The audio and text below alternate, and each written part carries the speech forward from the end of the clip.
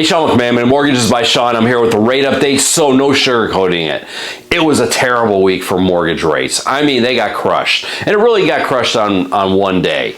And that was because of the CPI report, the Consumer Price Index. That's a measure of inflation. And that report ticked up just slightly. And that was enough for the bond market to get set off and really crush rates.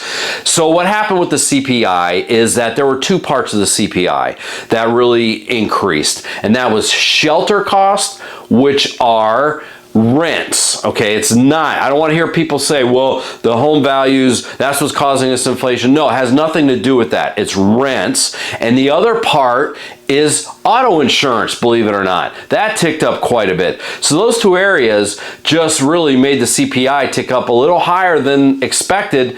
And I've told you, the bond market is so sensitive to any negative about inflation or jobs. And I mean, negative for jobs means more jobs for the bond market, and that happened too.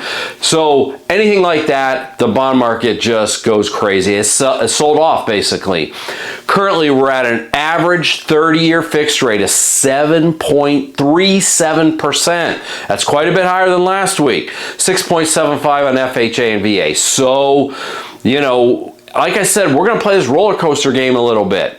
And with this report, the likelihood that the Fed is going to lower rates is becoming less and less. It's going to be September now, most likely. I mean, June's still a small possibility, but it's going to be September. And I wouldn't be surprised if they wait till next year to lower rates. They're still just going to watch the data, see what happens. But this inflation is persistent, and until it starts going down, not come in at expectations, we're going to see rates between probably where we're at right now. We're probably at a high, and all the way, you know, maybe down to the sixes. So, you know, this is a great time to buy. I say this all the time. Buyers, take advantage of this. You still have time because the demand's not going crazy, and you can refinance your rate. You can't refinance the value.